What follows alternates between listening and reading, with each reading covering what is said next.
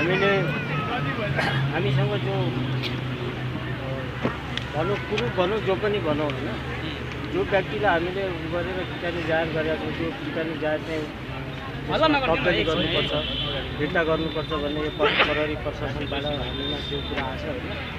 अब त्यो फोन चाहिँ आएको छैन। एक दिन साँझ पाल्पाबाट बोल्दैछु भन्ने एकजना प्रहरीले भन्नुभएको थियो। अनि उहाँले भन्नुभयो कि तपाईँलाई 9 बजेर कति मिनट जाँदाखेरि छोरीले फोन गरेर रहेछ भनेर भन्यो। अनि मैले भने छोरीले फोन गरे होइन, मैले फोन गरे हो भनेर मैले उसलाई भनेको थिएँ। त्यसपछि मलाई कोही प्रहरीले मलाई कोही फोन गर्ने केही जानकारी केही दिनु गराएको छ। यो निवेदन फिर्ता के अरे तपाईँले निवेदन फिर्ता गर्नु संशोधन गर्नुहोस् भने के हो त? कसलाई भने यो किटानी जाहेरलाई गर्नुहोस् भनेको छ। परिवर्तन गर्नुहोस्। माग चाहिँ अब के हो त? माग चाहिँ के हो भने मेरो छोरी लस त भयो, तर लस भए पनि जो हामीले उ गरेकोलाई त्यसलाई चाहे त्यो अपराधी छ या छैन त्यो कुरा त अनुसन्धान गरेर आजसम्म रिपोर्ट त पाउनु पऱ्यो नि। त्यसको प्रगति त्यसको प्रोग्रेस रिपोर्टहरू हुनु पऱ्यो।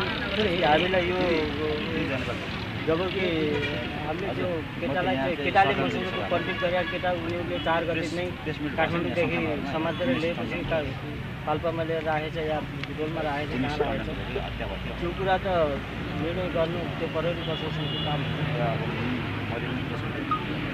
यो रिपोर्ट लाउनलाई लामो समय लागेको कारणले तपाईँहरूलाई अलि आशंका भएको हो, त्यही होइन?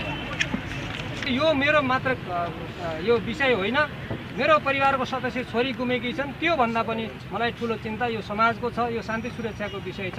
यो घटना चाहिँ रहस्यमय बनेको हुनाले मलाई चिन्ता छ। त्यसैले म अब चाहिँ आम जनसमुदायतर्फ पत्रकार मित्रहरूलाई चाहिँ यो कुरा बताउँछु र म सबैसँग सहयोगको याचना गर्दछु। मलाई सहयोग गरिदिनु पर्यो भनेको नाताले म पनि एउटा यो नागरिक समाजको एउटा सदस्य भएको नाताले म पनि एउटा चाहिँ यो जिम्नेस्टीको चाहिँ एउटा आफन्तको नाताले यहाँहरू पत्रकार मित्रहरूलाई हामीले यसरी मिति 2072 11 महिना 2 गते आइतबारका दिन 1 बजे समयमा छोरी जिम्नेस्टीसँग युगेकुटीमा भेट भई बुटोल स्थित नेपालगञ्ज रोडमा रहेको शुभलक्ष्मी होटेलको कोठा नम्बर 108 मा सँगै बसेको र मिति 2072 11 महिना 2 गते आइतबारका दिन बिहान 6 बजेसम्म मृतक छोरीसँग सँगै बसे एजन 8 बजे को गाडी चढी काठमाडौँ गएको निज जिम्नेस्टी त्यसपछि कहाँ गइन् थाहा नभएको भनी म जाहेरवालालाई निज मोबाइल नम्बर 98